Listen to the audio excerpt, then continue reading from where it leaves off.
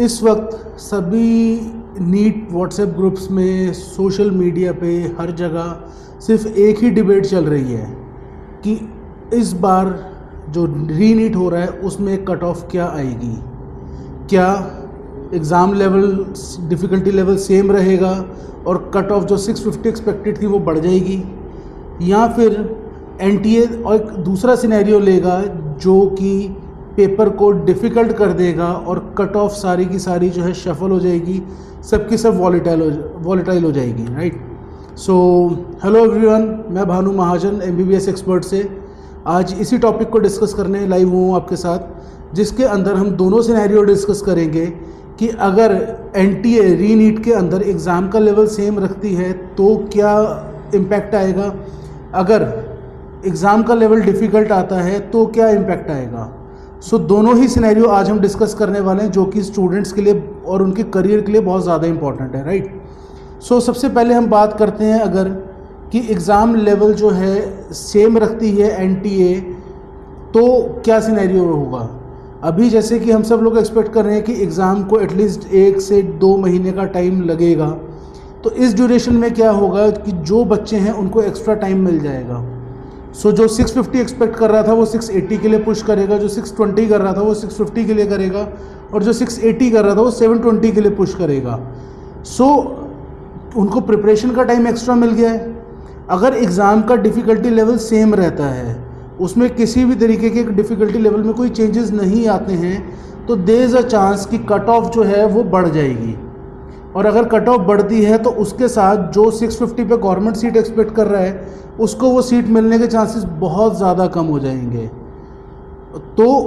ये आपको बहुत ख़ास ध्यान रखना है कि जब आप एग्ज़ाम देने जाओ तो आप बिल्कुल भी नर्वस ना हो, राइट। अगर हम दूसरे सिनेरियो की बात करते हैं तो दूसरे सिनेरियो के अंदर अगर नीट का जो पेपर दोबारा हो रहा है उसमें अगर डिफ़िकल्टी लेवल इंक्रीज़ हो जाता है, जो कि हमने ऑलरेडी एक्सपीरियंस किया था जब 2024 के अंदर नीट की न्यूज़ बहुत ज़्यादा फैली थी कि पेपर लीक हुआ है, तो 2025 में एनटीए ने प्रिकॉशनरी लेकर पेपर बहुत ज़्यादा डिफ़िकल्ट कर दिया था, जिसमें जो 2024 के अंदर 720 वाले अराउंड 50-60 टॉपर थे और 2025 में वो टॉपर जो है वो 686 के ऊपर ही रह गया,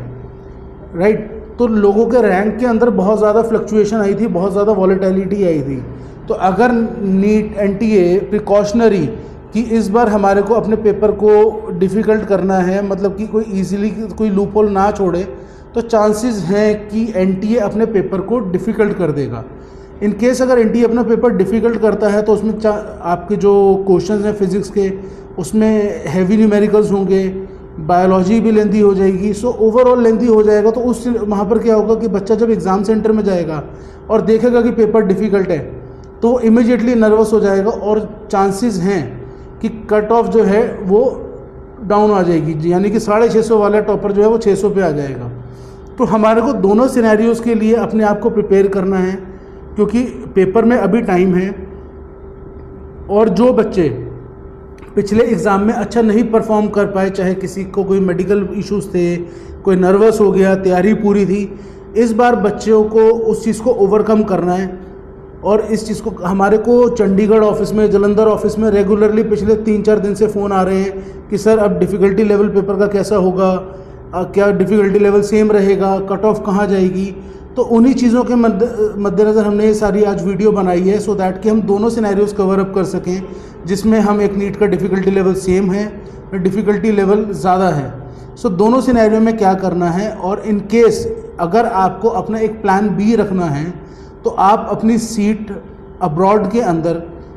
किसी भी कंट्री के अंदर बुक कर सकते हैं, सो दैट कि इन केस जो जिनका बच्चों का बजट नहीं है and they are planning for government and they don't want to spoil the year,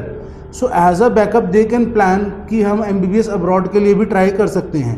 in case abroad नहीं करना है आपने, तो इंडिया ही करना है, तो भी उसके रिलेटेड आपकी कोई भी क्वेरी हो, you can get back to us और आपकी सभी क्वेरी को वी विल सॉर्ट आउट। और इन जो 2 सिनेरियोज हमने डिस्कस किए हैं डिफ़िकल्टी लेवल के रिलेटेड बढ़ने में और कम होने में, तो उन दोनों चीज़ों के लिए आप प्रिपेयर रहिएगा अपने नेक्स्ट नीट एग्ज़ाम के लिए, right. So wish you all the very best and will be coming up with another topic very soon. Thank you.